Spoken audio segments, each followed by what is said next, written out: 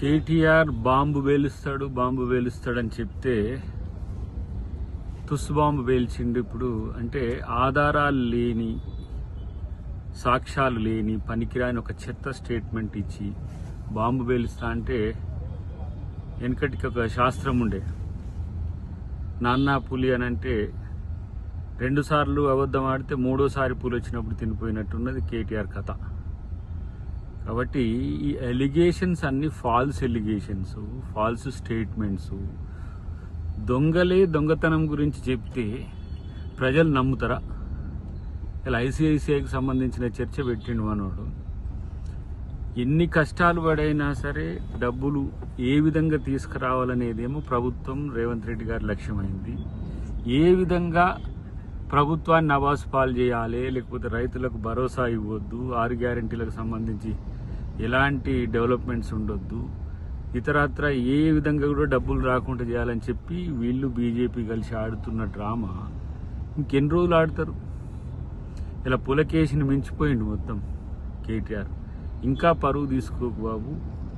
పనికిరాని చెత్త చర్చ అంతా పెట్టి ప్రజల్ని కన్ఫ్యూజ్ చేయకండి ఫస్ట్. కాబట్టి బీజేపీ కాంగ్రెస్ లింక్ అంటాడు, లేకపోతే ఫ్రాడ్ అంటాడు, ఇది అంటాడు. మరి మీరు చేసినప్పుడు ఎడిపోయింది ఇదంతా కూడా? 4,23,000 ఎకరాలు అమ్మిండ్రు మీరు.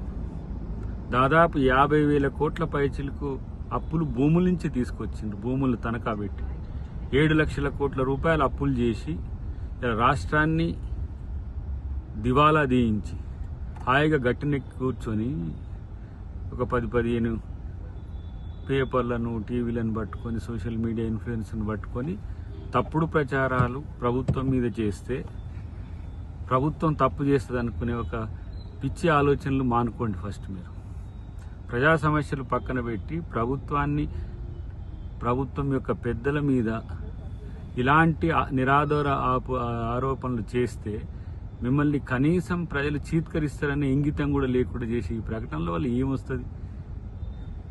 అది బాంబు కాదు కదా, లక్ష్మీ బాంబు కూడా కాకపోగా పరువు తీసుకునే తొట్టి బాంబు అయింది. ఇప్పటికైనా ఎవడో నీకు సలహాలు ఇచ్చేటోడు, ఎవడో నీ స్ట్రాటజిస్ట్, వన్నన్న మార్చుకో బాబు. అంతకు మిక్కిలు నువ్వు చేసి నువ్వు చెప్పితే కూడా ఎవరు నమ్మరు అనే విషయాన్ని గమనిస్తే మంచిది. ప్రత్యేకించి కేటీఆర్ను 2-3 డాక్టర్లతో చూపించాలి, సైకాలజిస్టుల్ని, లేకపోతే మెంటల్ డాక్టర్ని 2-3 చూపించాల్సిన సందర్భం అయితే వచ్చిందని నాకు అనిపిస్తుంది. కాబట్టి ఇంకా పరువు తీసుకోకపోతే మంచిదని నా హితవు. ప్రపంచంలో ఏ మూల ఏ క్షణం ఏం జరుగుతుందో వేగంగా తెలుసుకోవడానికి తొలి వెలుగు వాట్సాప్ ఛానల్ని ఫాలో చేయండి.